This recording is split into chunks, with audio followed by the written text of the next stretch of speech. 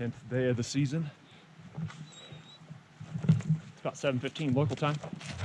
Ida, quit, hey, leave her alone. Ida likes to try and, I think she's got some herding dog in her because she likes to try and herd Rio right out of the gun. But for those of you who are keeping track, 10th day of the season, we are going to try and tackle with Plata this morning. A hearty welcome to Ultimate Uplander Steve. First hunt of the year. He's about to loose the hounds. We're just making sure we've got all our gear. Last check here. Sun's coming up. Actually, Ida, this way. Hey guys, we've got Libby and Charlie with us. Riding some GSP to the field. Easy, guys. Okay, easy. A little later start than what we've been having. This road coming in here was garbage. So it took us a longer time to drive back in here than what we anticipated. I think the good news is going to be this is kind of really literally the road less traveled. And so we did see one other car coming in here, but we're hiking from the south to La Plata. This is the less popular route. It's a little shorter, probably a little steeper, but may give us a better opportunity to see some birds because there's going to be less people up here. So we're hoping to take some dinner home tonight, maybe. That would be the goal. We got Kelsey fired up, her second hike to elevation. She's going to try and make it to the top today. So everybody's just kind of waiting for the let her rip Tater shift command. I guess we'll give you an update when we start throwing up from elevation. There we go. Upward. You would have had to be pretty brave to drive here.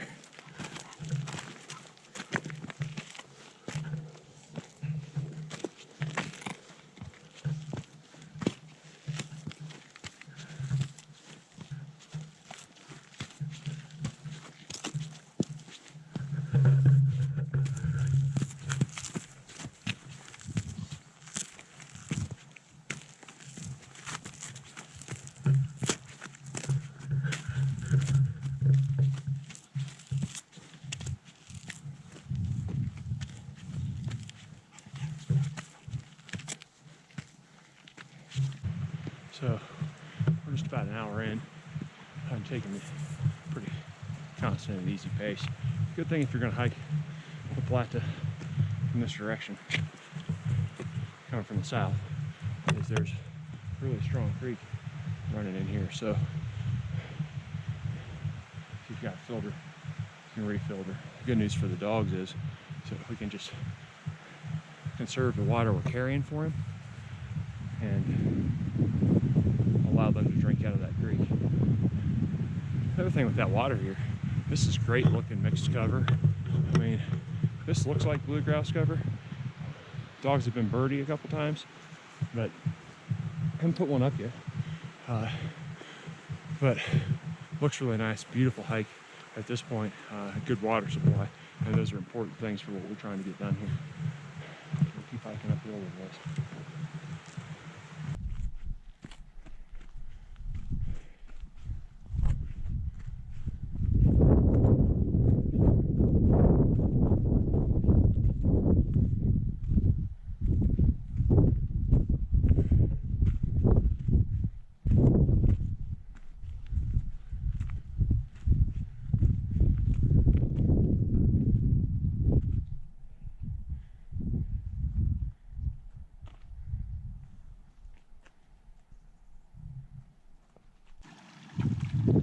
So we're up here at the bowl at the base of the Plata, and still good water running up here. I really haven't felt like drinking much, but you come to water like this at this high, it's time to refill the filter bottle.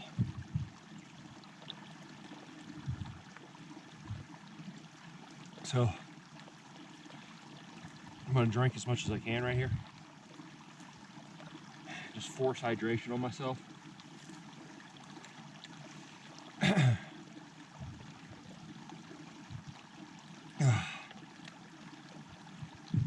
Doesn't feel good for me.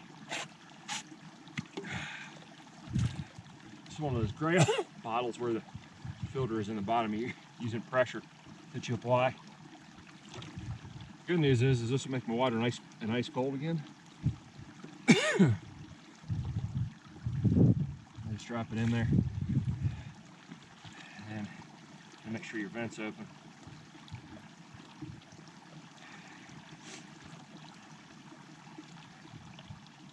I'm just using a constant pressure. I still had a lot of water left in there, but this will replace the water that was in there. I'll start overflowing here in a second.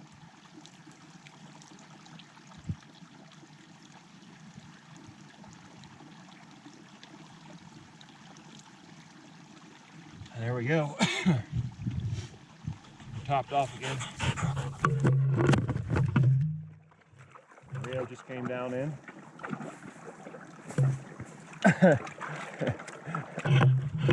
She's getting topped off too. Gotta stay hydrated up here.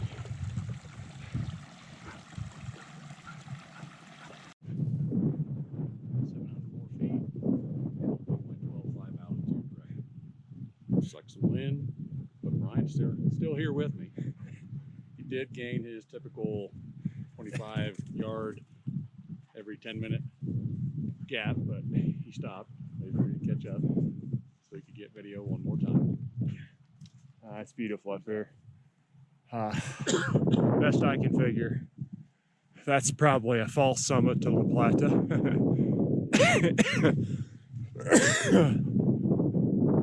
So I'm going to get out of this soft stuff. Once we get up here, I think they're going to run us up here on this bench, and it's going to get fucking, going to get gnarly. But once we get out of this soft stuff, I'm going to recheck.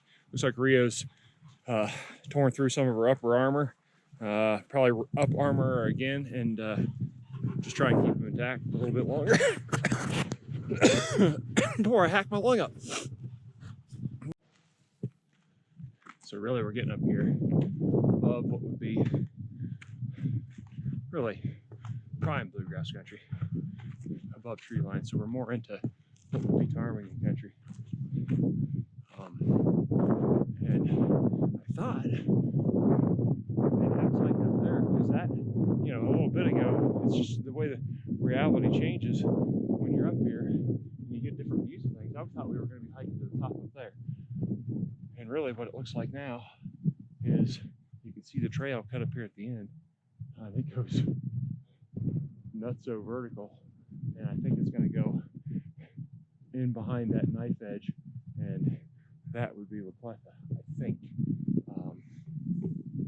So, you know, that could change again here. Just by the looks of things, that could be a false summit up there. There's definitely a ton of vertical gain right there. We're just taking it easy. When I get over here to the base of this climb, you can see there's some snow over there. So we're going to probably stop right there, like maybe that second or third. And I'm going to add some energy. Time to eat a little bit and stay on top of this hydration curve. You've got to get out here and see this though. I'm sure that the video looks awesome, but let me tell you that the real live shot, it's just it's unreal. The good news about today is that thunderstorms are not supposed to build today. We've been in this mode. If you've watched the other episodes, we've been in a mode where we're getting just bombed on. The storms start building around noon, and we're having to race down the mountain and try not to get struck by lightning. And I know that sounds dramatic, but you know, we're holding this lightning rod, and when you're up at the peak, that's not great. Being down at the tree line is a little bit better, because at least you're not the tallest thing. So the hope is that today racing weather to get to the top and then back down. But I guess we'll see. So here where the incline starts moving up. I'm watching to see if I can see down there at the tree line. We're waiting for Kelsey to clear it. We've all got fairly specific instructions, including her as to what the bailouts are, what she needs to do, the last amount of time she's got to get here. So we're covering those bases. And the other main thing is just to stick to the trail so that we can catch her on the way back down if she doesn't have enough time to summon, if any of us can summon. Here's really the point where what I'm doing, because I am carrying weight, and you do start feeling it when you get here. We're above 12,000 feet. So your oxygen level about 20% less, 22, 23% less probably. So I'm just going a little ways, stopping, taking a few deep breaths, watching my heart rate, which you can see, over around 99. When I start working real hard up here, it's going to go to 130, 140, take a break, recover, get back down under 100, go again. So that's really what I'm looking to do. What's your heart rate, Steve? 66. Oh, you're not even breathing. You're not even pumping hard. I'm sitting on 99, dude. I made it just out of the tree line. I would have to guess I'm probably like an hour and a half behind Brian and Steve. But yeah, past the tree line and now onto the full summit.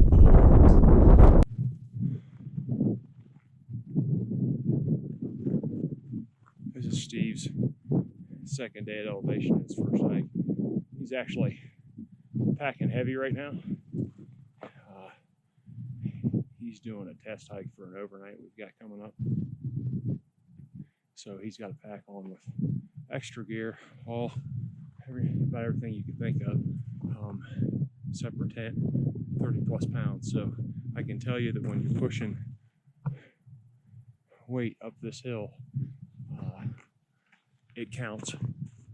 It's almost hard to get an idea of the grade, but if you kind of look over there on the side hill, we're about matching that grade. So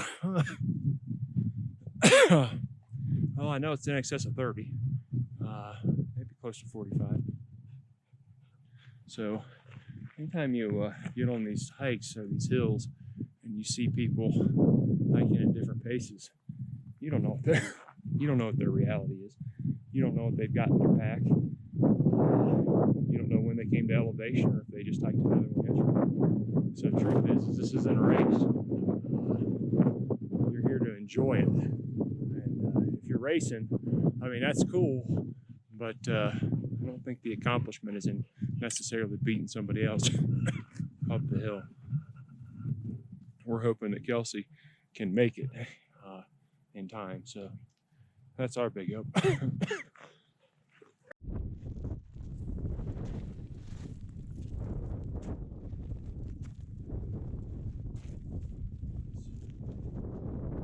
Small gravelly sections, real steep.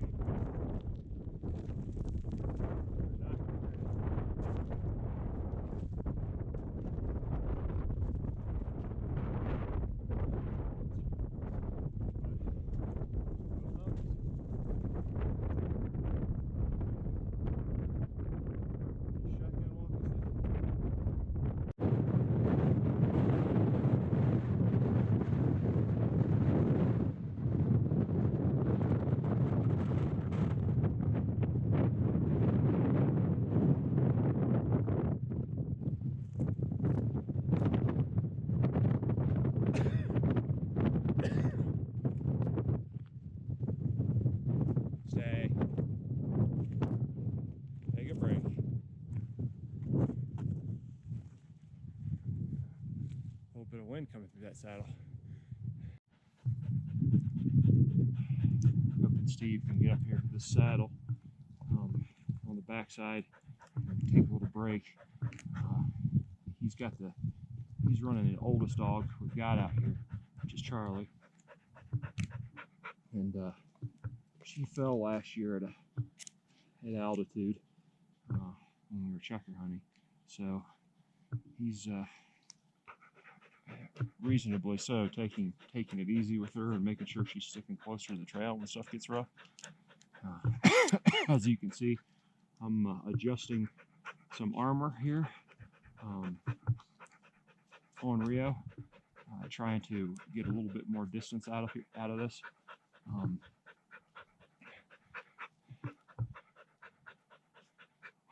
She's doing okay. She shredded most of these, but that's what I kind of expect. I get some mileage out of them, and it keeps her from sanding off her pads, which is essentially what happens up here. Is they sand their pads off, so it gives us some miles without sanding her pads off. You can see how kind of shredded these are, and those were as we started out of the truck, we're good. I've tried running all different kinds of boots, and they just never really work that well. So I just armor her up this way. It helps toughen her paws up. It also, so I'm using the self-adhesive tape as the base. I put enough on there that she's torn through some of them, but I can just patch those kind of back together, and then I retape over the ends to give us a little bit more distance, and that should do us. It keeps her a little bit safer. And able to run sooner. So you can see, nope. She keeps seeing this Pika down the hill. Pikachu, she wants to go after. But anyways, I'm just going to retape. This Gorilla Tape is some wonderful stuff. Holds together pretty good given what we're doing to it. She's run through all kinds of water. So I'm just going to kind of stay. Ida, quit. Tape it kind of back together over the ends. Get everything re-solidified. She's not a huge fan of this. She really hates boots. I hate boots too. For at least these allow her foot to breathe a little bit.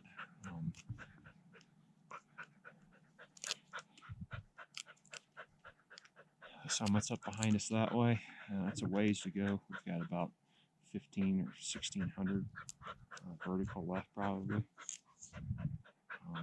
So we're going to have to do some work yet.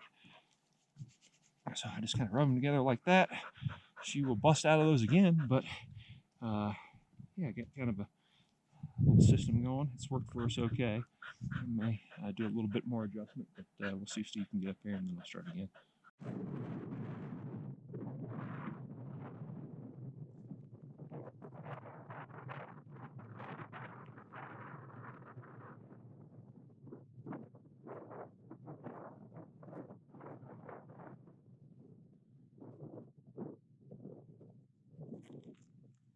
Come on, Charlie.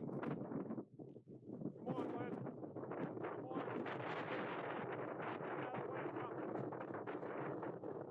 Come on, this way. Charlie. Hey, this way, is that a girl? Come on, up here. Hey, Charlie, come. Good girl.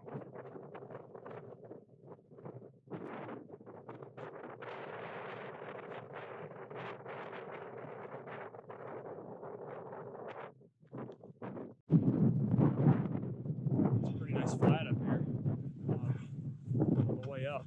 I don't know how we're getting up there, honestly. We just had a couple of points up here, but as you can probably tell by the sound, the wind is just hurling at our backs. So anything she smells could be coming from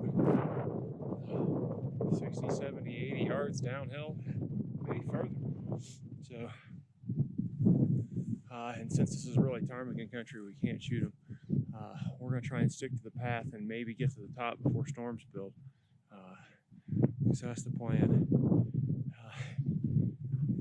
What a beautiful area.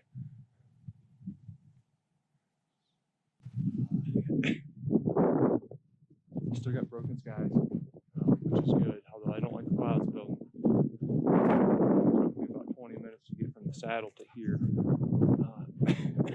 So we're going to move forward. Hopefully we can find a little bit better trail. For those who have a propensity for stacking rocks,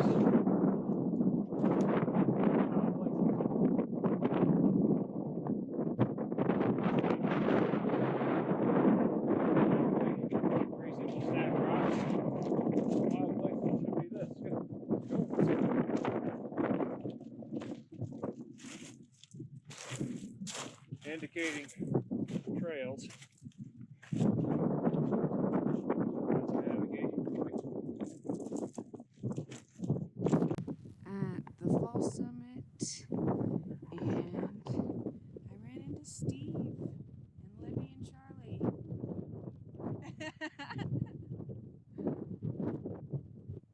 It's very windy, very slippery with these rocks. I'm nervous about going a little bit further, so I might just wait here for Brian once he comes back from the real summit, which is back there in the road.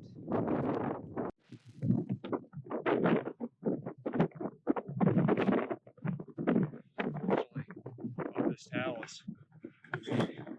we just lost any real semblance for the trail. There's just nothing. So we end up bouldering. It got us. I wanted to get to the top. I really did. I wanted to show you the summit. I'll just tell you that if you climb this side, you get to this section. It's a beater.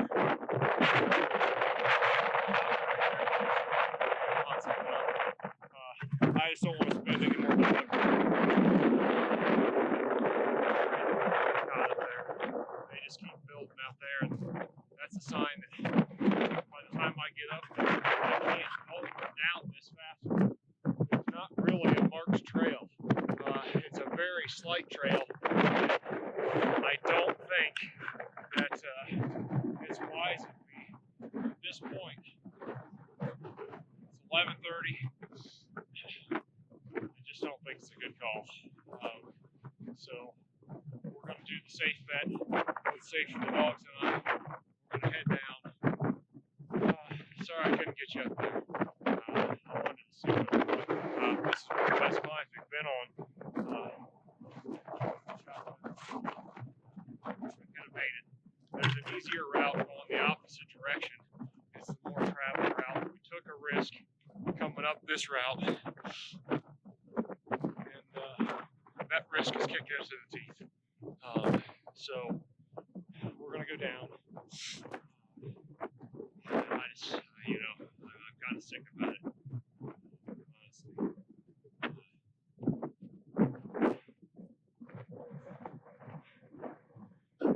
Tried.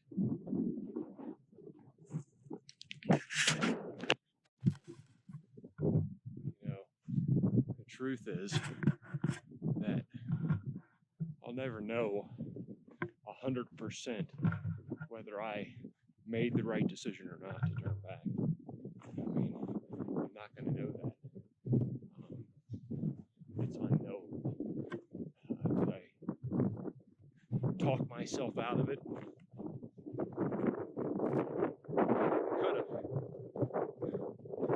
But I also have to really think about the long haul health of the dogs. And so I have to keep a really good watch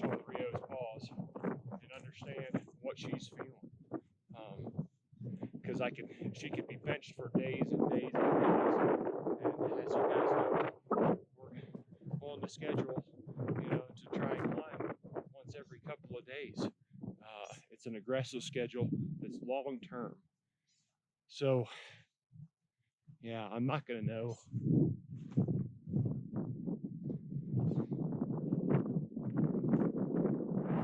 But you have to, when you're up here with buddies like this, you have to err on the side of safety.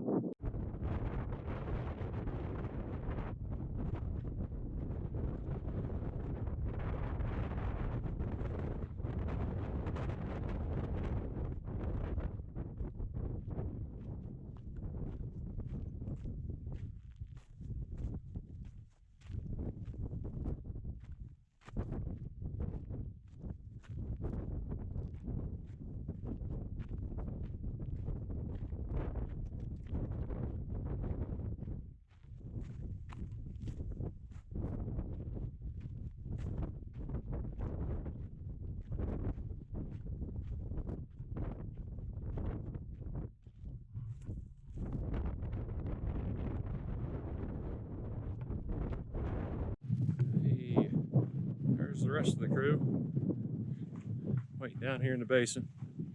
So we'll get to hear some stories from them here in just a little bit. Made it down a decent time. Clouds, can't really tell what they're going to do. Again, don't know whether we made the right decision or not, but feels good to be coming down, get to share some tales.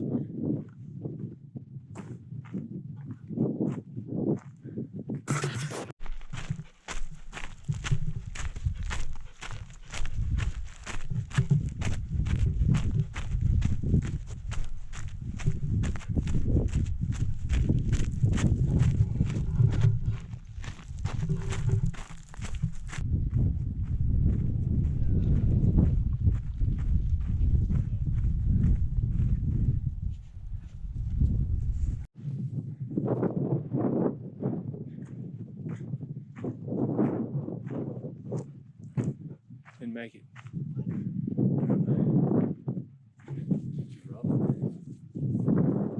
Just lost a trail up there, where I'm sure you can see me. Yeah. That part where it turned to all talus. The trail came apart.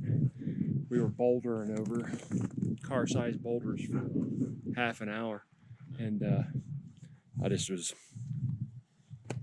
was watching the sky, watching her pads, and I called it. Yeah, I checked the weather, so it's 10% chance for rain. So. Well, it was more about her pads. We made it to 13.7 and change, and I don't know, I'm disappointed, but it was probably the right decision. We'll never really know. Man, done a bunch of other ones, nothing to get upset about. Left me way far behind. Jesus. I got up there and I'm about ready to pass out half the time. Yeah, man, so close though.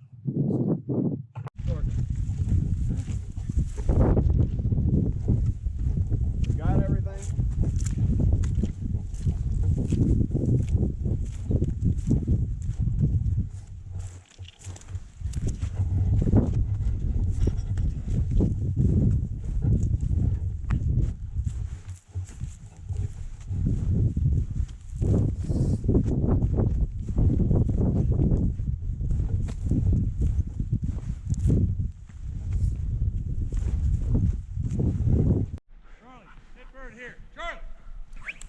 Good girl.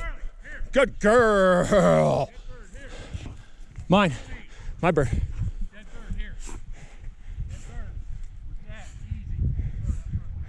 Good girls.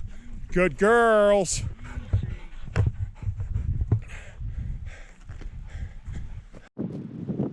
Say hello to our best bird dog. What just happened, Gills? Dogs were over there and they couldn't find the scent, and then I found the birds underneath the tree. Family group of blue grouse was right there. Looks like some second hatch young ones in it. And we were lucky enough to scratch down a couple. And and now the dogs are amped up. So don't tell me you can't hunt 14ers. And the best tip of the day, bring your niece hunting.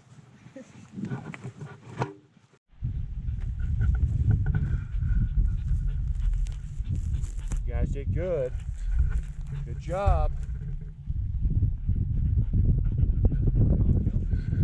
Yeah? Did you hear what she said? She was taking selfies. Okay. Easy, my bird now. My bird now. You guys did good. If you want to see what a second hatch blue grouse looks like, look at how tiny that guy is. Sitting up there. He may fly, he may not, Steve. So you could probably see right up there in that pine tree. That's got to be a second hatch blue grouse. Really tiny birds. We're gonna let that one ride. We're walking right below it. It might fly, probably. We're just wondering what the heck just happened. But it does go. Dogs are hunting really good now, and I think we're gonna find more grouse on the way down. So I'm looking to shoot mature ones. It's right there. I just let it go. I walked right under it. He just looked, you know. We'll let him put some weight on for the winter.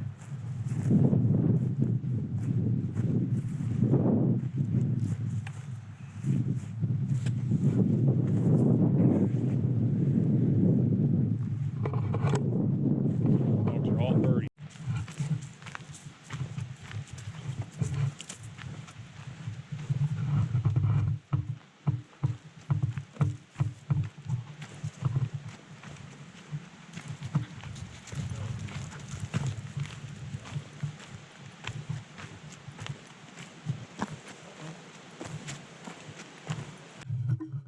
There's a prime example of going from the agony of defeat to